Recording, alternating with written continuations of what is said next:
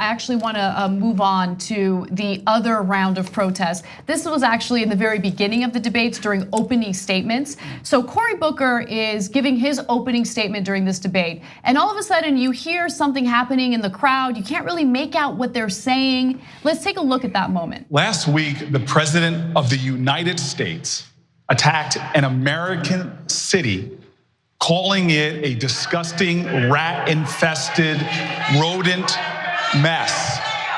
We need a nation that understands that these tired, old language,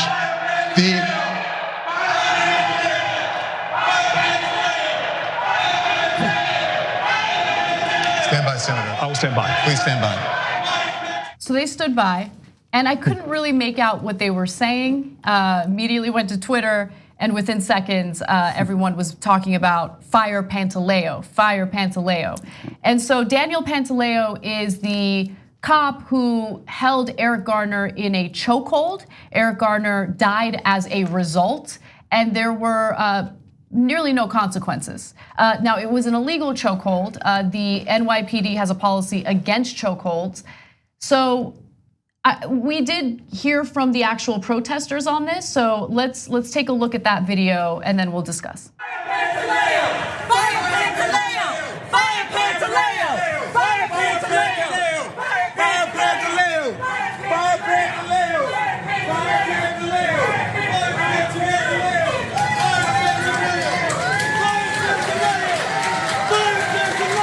So I love the protests. I love them because it forces the candidates. First of all, it confronts candidates with an issue that should be discussed. And by the way, it's not about Cory Booker. This was really directed at Bill de Blasio, who was up on that stage.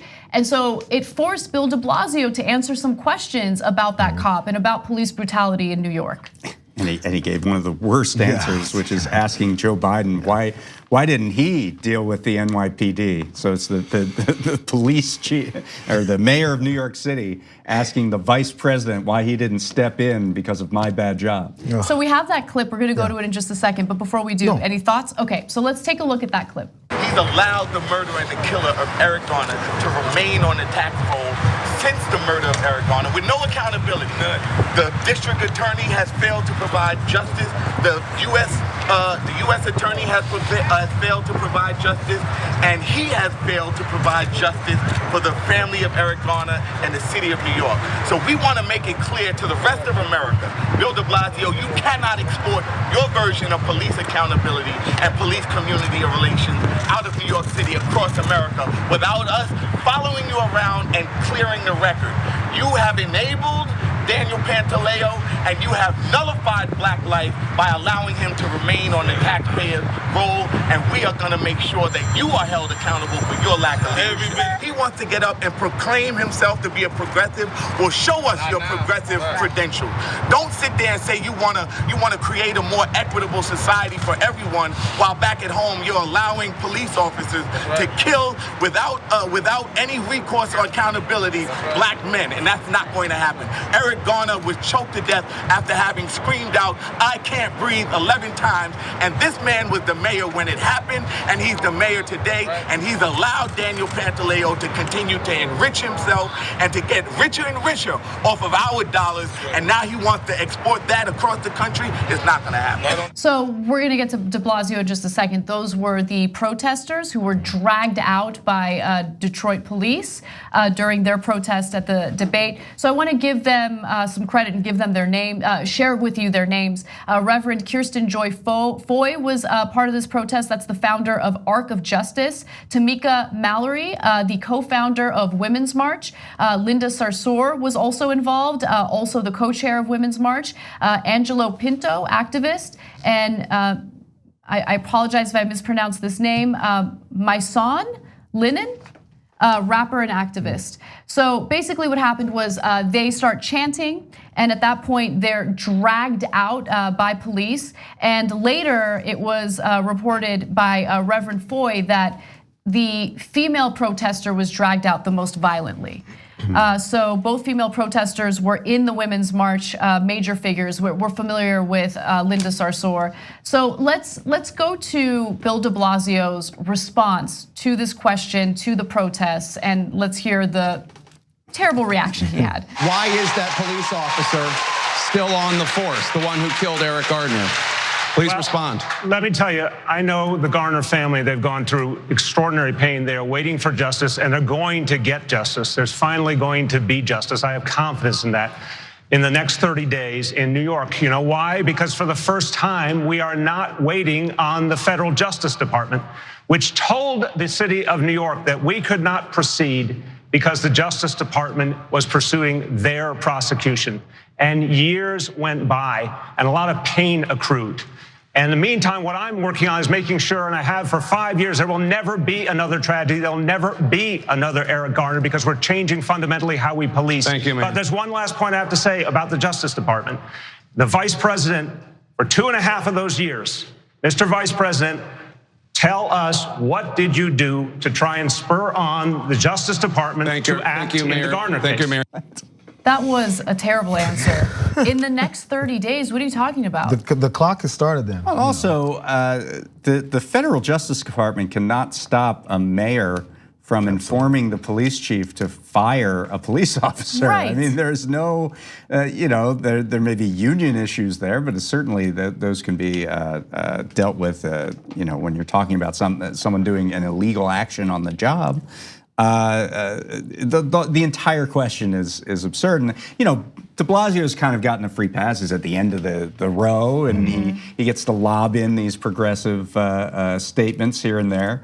But once again, it's about your record. Yeah, it's to not be able to fire someone because they haven't been sent to prison yet, or their trial isn't up, or the Department of Justice hasn't figured out whether they can do anything about it. I don't really. If a guy at McDonald's gets caught up in a fight at a club one night and then gets arrested, but he's released and he's waiting for his potential charges because he beat someone down, you think McDonald's supervisor is gonna be like, yeah, we're gonna wait until the charges come down before whether or not we keep you here after you've been arrested for getting into a brawl? As simple as that. These low-level jobs, for some reason, you can kick people out when all they're doing is pressing buttons and saying, here's your order. But if you're a police officer who murdered someone, we're gonna wait and see before we're gonna fire you over that to see if the Department of Justice is gonna pursue charges. I think what all that says is we wanna see if this is politically expedient enough for us to do anything about, because if they do something, then at least we can put our hands up and say to the people who liked this officer, we didn't do it. You're absolutely right, but just to give you context, I mean, it feels like it was yesterday, but it wasn't yesterday. Eric Gardner was placed in a chokehold in July of 2014. Right. To say that you're gonna do something in the next 30 days, it is 2019. It has been it's been over 5 years. Yeah. That was such a weak answer. Wow, okay, look, de Blasio had other strong moments, but the lack of leadership on something like this is huge. It's huge, especially at a time when you have these deep divisions in the country, when you have an administration that has stoked racial tensions to further divide people based on the color of their skin. You're gonna have someone like Bill de Blasio come in and do what, right? Do something maybe in the next 30 days once it's politically popular to do so? And it's kind of the format of these debates make it very easy for candidates who aren't actually being questioned about their own records and their own policies. It's very easy for Bill de Blasio to sort of skate along and give a nice answer here and there, because who's gonna talk about things Bill de Blasio is doing? But there's the moment where he withers under the pressure, and we actually saw that of Kamala Harris, and I'm sure we're getting to that, but she finally got challenged on some of her record. So we're gonna take a break and then come back and talk a little bit about Kamala Harris's record. But I think you're absolutely right about all of that. I mean, this was. I just want to quickly juxtapose Bill de Blasio's response to police violence in New York to, I can't believe I'm saying this, but Buttigieg's response in the very first debate. He, to his credit, I guess, took ownership for his lack of leadership in South Bend when it came to police violence. And honestly, I would take that over what de Blasio said tonight. On the go? Don't worry, we got you covered. You can still listen to TYT at our new podcast network. Find us on Apple Podcasts, the Google Play Store, or at tyt.com/podcast.